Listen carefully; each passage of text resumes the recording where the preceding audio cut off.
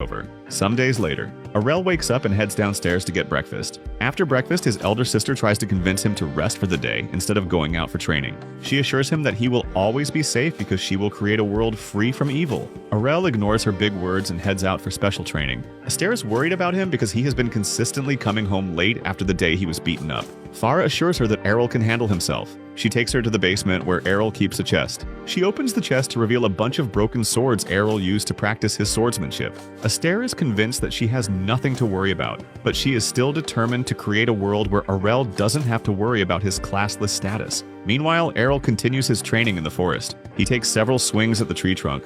Then he unleashes a twin sword strike. He is pleased with the progress he has made in his training. All the hits he took from Redhead while they were training finally paid off. A goblin suddenly springs from the bushes and attacks Arel from behind, but he turns and cuts it down with his twin blade strikes. Arel suddenly hears a terrifying roar from the forest. He wonders why such a huge monster is so close to the village. He decides to head back to the village and inform the guards, but he hears a human voice crying out in panic.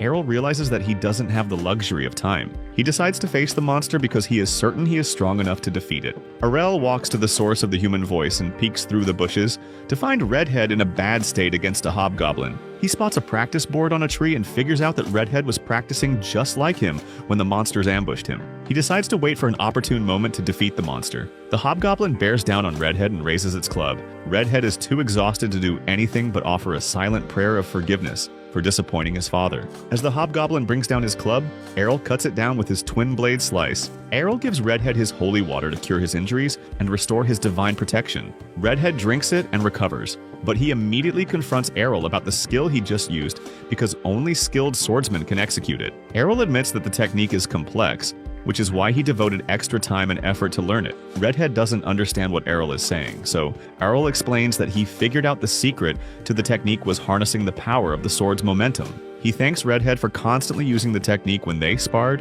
which allowed him to discover its secret. Errol reveals that he has been training to master the technique because he didn't want to lose to Redhead in their next bout. Redhead is impressed with Errol's dedication and decides to test the fruits of his training.